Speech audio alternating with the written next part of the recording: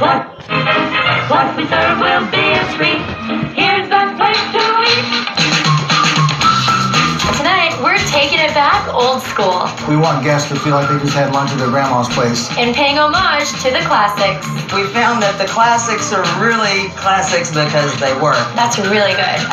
From super hot dogs in Chicago. All right, let's serve some hungry people. To legendary sweets in San Fran and a staple seafood joint in New York City. Woodrow Wilson ate here. We've got the originals next on First Look. Let's do it.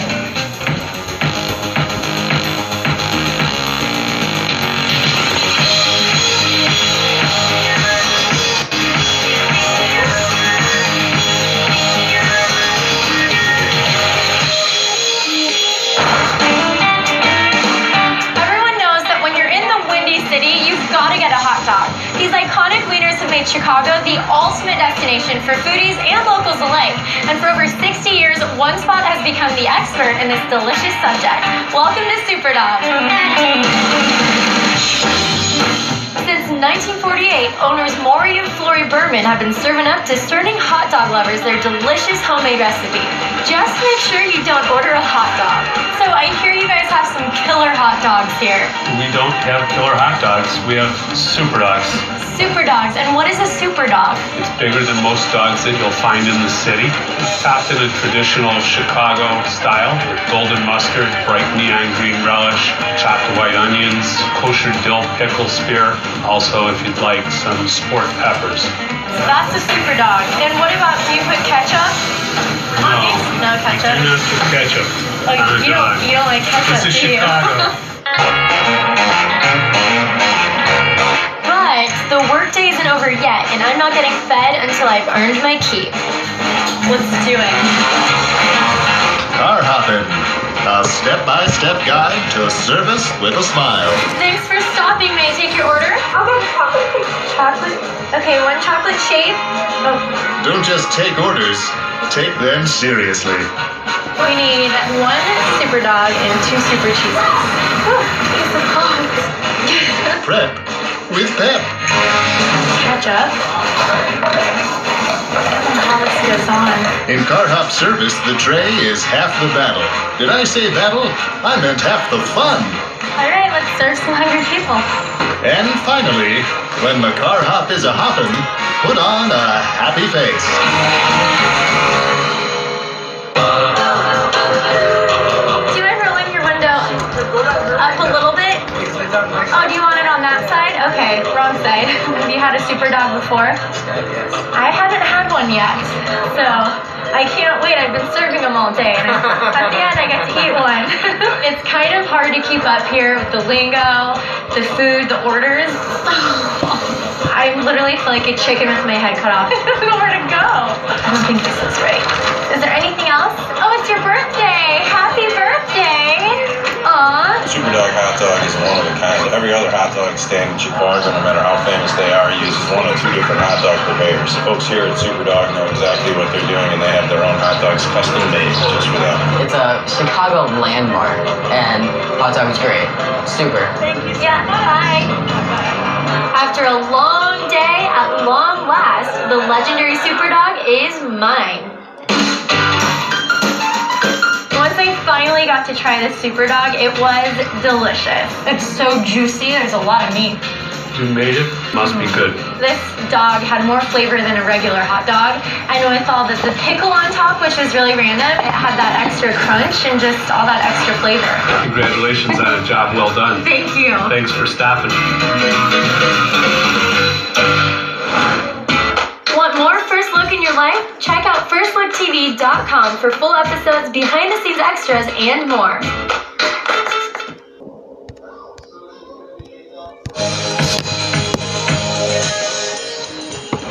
Tonight, we're all about the originals. I think that we can all agree that late at night, few things are better than a perfectly crafted cocktail. And if you're looking to quench your thirst in Dallas, just head for the Windmill. The Windmill is one of my favorite places in Dallas. Every time I come over here, it's like family night. It's kind of a hidden little jewel, kind of a bartender's club, if you will. And this watering hole attracts the city's best bartenders because of its classic cocktails and adorable owners, Charlie and Louise. Hey is the place to go in Dallas for a drink. Oh yes, Or absolutely. more than one. And why is that? Number of reasons. We're really old. We're a lot older than the other kids. We've been drinking a long time. So we approach it in an old school style. The Windmill Lounge is the first cocktail bar that opened in Dallas after the whole cocktail scene blew up on the East and West Coast. We opened 9 years ago. We do a lot of classic cocktails. We do some new things, but we found that the classics are really classics because they work. It's like a Chanel suit or something. You can't mess with it too much. And as much as we love all the exciting new things with bells and whistles, really great cocktails, almost all the great ones have 4 ingredients or less. Do you mind showing me how to make one of these crafty cocktails? No, not at all. Not at all. I could use one too. Let's go. Audrina and I are going to be making a drink called the Paper Plane. It has High West Double Rye whiskey, Aperol, and Ravazati, which are both Italian bitters, and fresh lemon juice. So, what we're going to do is equal parts of these 3 liquors plus some lemon juice. Make our little lemon peel, be our garnish, and we pour it in. And you've always point the glass away from the people, because if it lets go, it will hit you and not your customers. Okay. I just shake really hard, really fast. No All right. wandering around, no like Yeah. hard and fast. And you can feel it because the shaker's icy cold, and you strain it. You take your lemon and you squeeze it in, and voila, you have a paper airplane. I need a taste of that. Okay. That's really good. Really Yeah. good. This might be my new go-to. Good luck. Paper plane. And I'm gonna need that luck because now Louise wants me to make one by myself. Well, I guess this will prove if I was paying attention. Uh-huh. Are you gonna watch it? Yeah. Okay. No, this goes here. Shoot. Okay, here it goes. We generally try to avoid sticking our fingers in people's glasses. And I guess I fingered the glass. I didn't even realize it or know what she was talking about.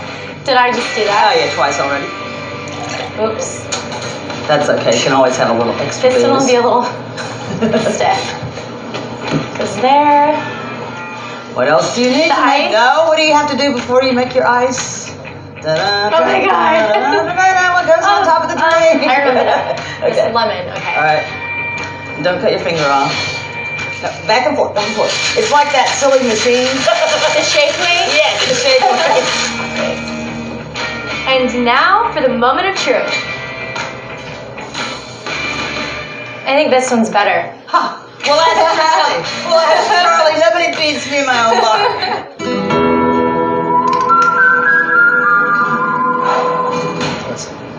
It's drink number 1. That's professional tasting that. We'll see if Charlie can tell the difference or not. I don't think he can because it's the same ingredients. I just put a little bit of extra lemon. You know, they're really close, but that one tastes like somebody had their finger in the glass when they made it. I'm just guessing, but I think How is that's that even probably possible? yours. That one's a little, maybe too lemony, a little citrusy more. That one's a better balance, I think. That's Louise's. All right, Louise wins. I did put too much lemon in there just a little bit. Yeah, and I could. But I didn't stick my finger in there. Well, I'm going to finish mine since I like extra lemon. And I'm going to finish mine because it's beautifully balanced. So, sorry, Charlie, Yeah, you're out. Thank you very much. I have learned a thing or two about making cocktails. It's all about balancing. Oops. You can't put too much of one thing because it overpowers the drink. And Charlie let me know that. Audrina can work for us anytime on like a very slow Monday when it's raining. It'd be awesome because she's really cute and she could learn to be faster.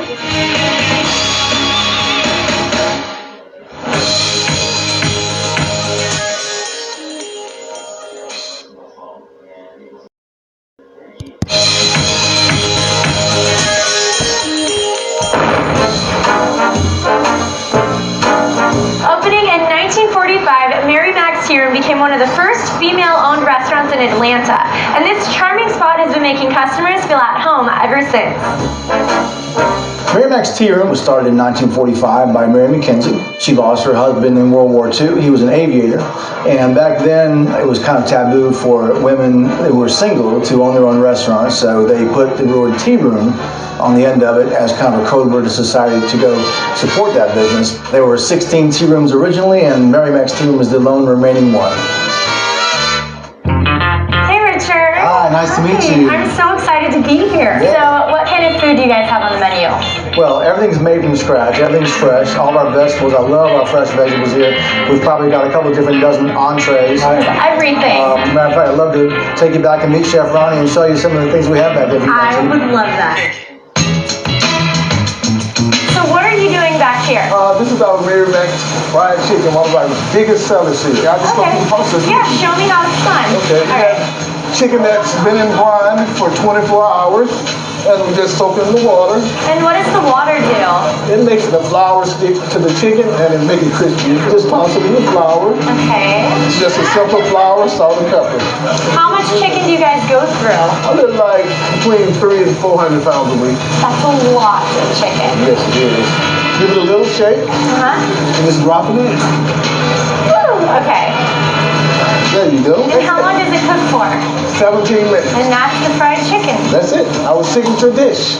And after 17 excruciating minutes, The chicken's ready now. I have a breast, okay, a leg, yep, a thigh, right, and a wing. and a wing. And you're gonna eat all of that, right? I'm gonna eat all of this.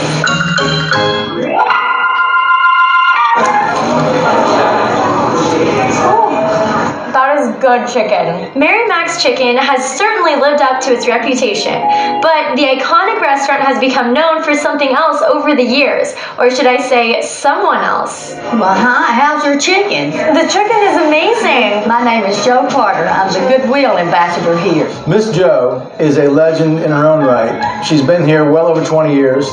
All she does is make sure every guest walks out the front door happy. She rubs backs, she spreads the love. If you hear a table of laughter down the hall, you know Miss Jo's there. People come here just to see Miss Jo. I could get used to this. Yeah. Well, would you like to come and join me? I'd love to. Well, all right. Hello. Hi, this is Audrina. She's my helper. I'll take your hand. Oh, she's a pro. And just put it down there and just rub it. All right. Yeah. Not a good pressure. If you're doing it right. She's doing it great. What did you guys get to eat? Yeah, vegetables. Vegetables? Don't stop. Oh, yeah, God. That's what they do to me now. It's so great to watch Miss Jo talk to people. She is such a character and so loving. She is pretty. Uh-oh, you got the good-looking girl, didn't you? Your hands kind of get tired, right? You want to drink of water, please? Yep. This is hard work, Miss Jo. I know it is. Lord, if it ain't my boyfriend. How are you doing? Miss Jo, she actually was making some grown men blush. And me and him fell in love with each other the first day I ever rubbed his back. All right, enjoy your meal. Thank you. Don't you put me down and fall in love with her now. Okay. You fill in when Joe's off. How's that?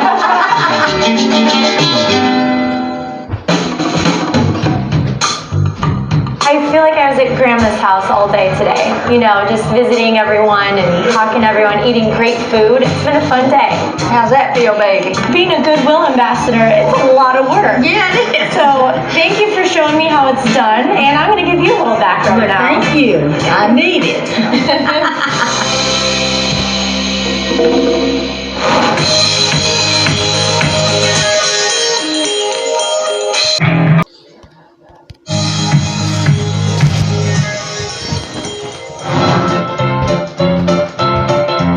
When it comes to a classic, bakeries are almost always at the top of the list, and this next place has been carrying sweet tooth since 1911. Schubert's is a neighborhood bakery.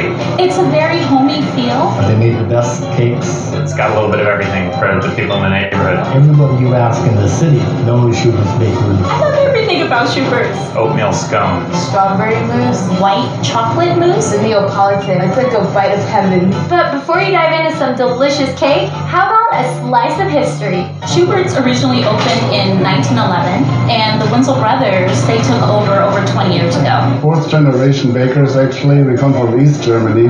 This was probably taken in the 1920s. Back then, the bakery did a lot more baked goods like breads. The original days when there was no refrigeration and the cakes were mostly buttercream based. Now we specialize in desserts, sweets, cookies, etc.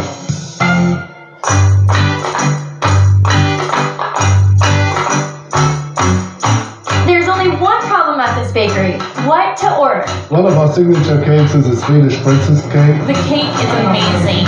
It just melts in your mouth. It's very fresh. It's delicious. And with that, let them make cake.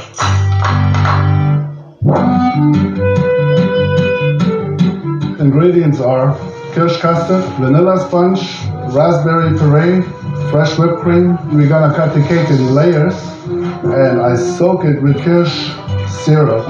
And then on each layer we put raspberry puree. On top of that we're going to put our kirsch custard. Spread a little. We put a little more raspberry. Press it together lightly. We take off the ring. We put another layer of raspberry on the top. Now we're actually ready to ice the cake. You start on one side, keep turning the table, and eventually you'll get around to the other side. And then for the green almond paste marzipan. This shouldn't be rolled out too thick. It is fairly thin, otherwise the whole cake will become too sweet. Then we put the decorations on. I have a little bag with melted chocolate here that we can make a little border around the cake with. And we're going to enhance that a little bit with some red dots and a little more color. Take a little white chocolate and we're going to stick on a couple of raspberries, sugars. That's our Swedish princess cake from A to Z. So the next time you're in the Bay Area, slide into Schubert's and get yourself a little slice of heaven.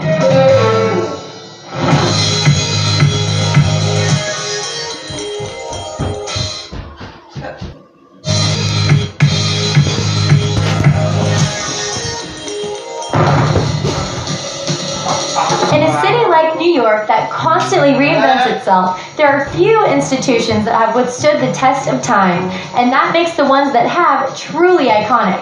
One of those restaurants is the Grand Central Oyster Bar, serving up delicious seafood for over a century. It's tasty, it's convenient, and it's a really amazing location. It's just really breathtaking in here. It's really gorgeous. The freshness of the seafood and the variety that you can get is great as well. The Grand Central Oyster Bar is the oldest, 101 years. Woodrow Wilson ate here. The largest. We seat about 500. And you can see it's very crowded and busy, so they really know what they're doing. And the freshest seafood restaurant in New York City. The history of Grand Central Oyster Bar started in 1913 when they rebuilt Grand Central Terminal. And we were open basically ever since. It was closed for a short period of time in the early 70s when it was purchased by Jerome Brody, who was a very famous restaurateur in New York City. He had this vision of opening a world-famous seafood restaurant. He went out and did that. And while New York moves at a hustle-bustle pace, the legendary oyster pan roast, a recipe that dates back to 1913, takes some TLC and some time. I'm going to start by pouring a little bit of plum juice. Then I'm going to add butter. Then the oysters. Then paprika. Followed by celery salt. And then Worcestershire sauce. Very popular. We make about 250 of this dish per day. What I'm going to do now, I'm going to add a little bit of chili sauce. The oysters are beginning to curl, which is an indication that they are ready. And then half and half cream. Half and half makes the dish a little bit thicker and creamier. Before it comes to a boil, I'm going to take all the oysters out and dump it over the bread. Pour it right over the oysters together with the toast. Now you have the Grand Central Oyster Bar, famous oyster pan roast. But if you feel like something off the raw bar, they've got you covered as well. We have on our menu every day between 25 to 30 different varieties of oysters. These are some of the best oysters in New York City because there's a great variety. We started with a dozen Malpecs and then a sampler of the chef's raw bar. That was just the start, and I think we've got a variety of things that are being eaten around the table as well. I ordered the jumbo grilled shrimp with garlic and herb butter. So I think it's going to be the size of my face, but it'll be good.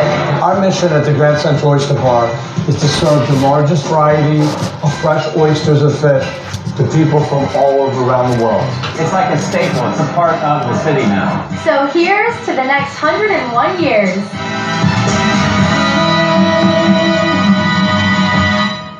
Sweet.